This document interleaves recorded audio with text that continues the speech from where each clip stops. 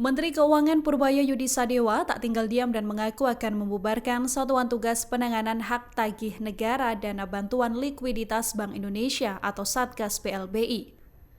Purbaya menegaskan dirinya tak segan mengkritik lambannya kinerja lembaga tersebut dalam menuntaskan pemulihan dana negara.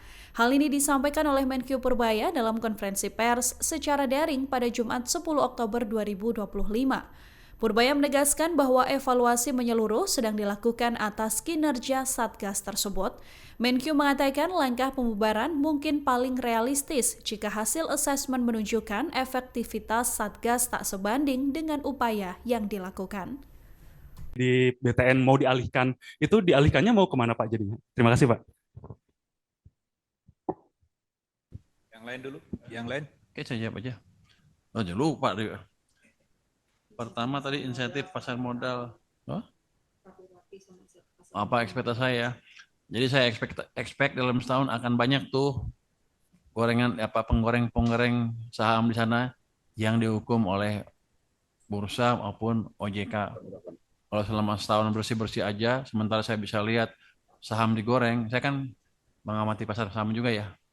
Ada yang menggoreng-goreng, sebagian juga saya kenal yang pemainnya, yang ikut bukan main ya, yang bukan market makernya tapi yang ikut, yang bilang ke saya itu digoreng gitu. Ada yang lapor ke saya juga.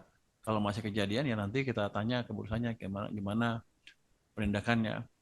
Kan selama ini puluhan tahun rasanya kita tahu banyak penggoreng di pasar saham, tapi sedikit sekali yang dihukum.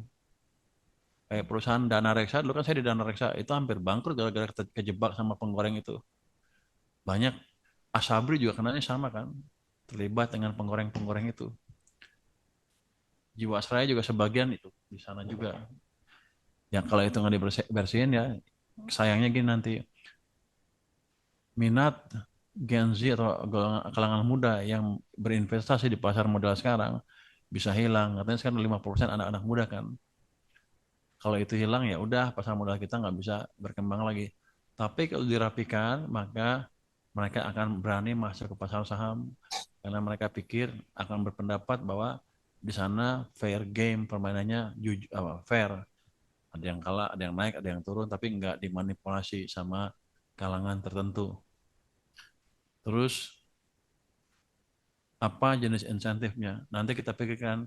Mereka minta katanya kalau di atas sekian persen pajaknya dikurangin dan lain-lain. Terus ada lagi transaksinya juga ada yang dikurangin, jangan 2 kali, sekali aja pajaknya. Atau pada waktu ditarik aja, ini kan jual bayar, beli bayar gitu, kayak gitu. Nanti kita lihat seperti apa. Tapi saya bisa dukung itu kalau mereka bekerja lebih keras lagi untuk menjaga integritas pasar modal itu sendiri.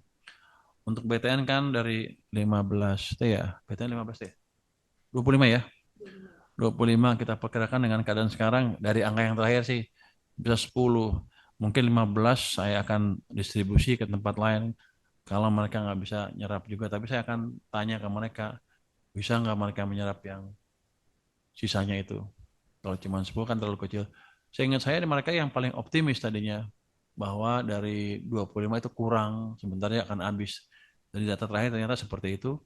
Saya tunggu pertemuan saya dengan Dirut BTN nanti ya, seperti apa ini kondisinya. Mungkin itu Mas. Terima kasih Pak. Selanjutnya perempuannya.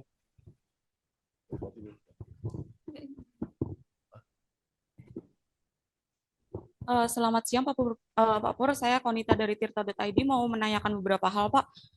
Kemarin kan Danantara mengusulkan agar sebagian utang KCIC ditanggung APBN.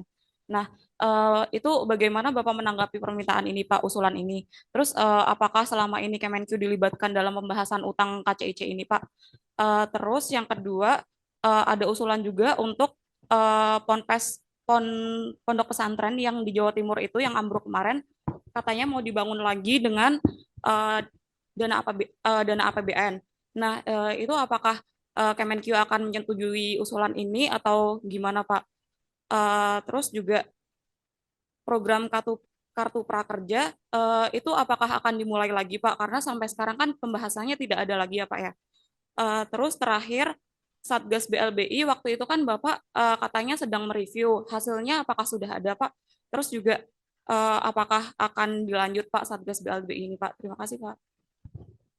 Mbak atas masukannya. Wah, ini pertanyaan susah semua nih. Ada yang gampang. Utang ke SCIC dibiayai APBN. Saya belum dihubungi untuk masalah itu, Mbak. Nanti begitu ada saya di jumpa pers yang mingguan deh saya kasih tahu update-nya seperti apa. Yang jelas sekarang saya belum dihubungin tentang masalah itu. Tapi kalau ini kan kayak SCIC di bawah Danantara kan ya. Kalau di bawah Danantara kan mereka udah punya manajemen sendiri, udah punya dividen sendiri yang rata-rata setahun bisa 80 triliun atau lebih.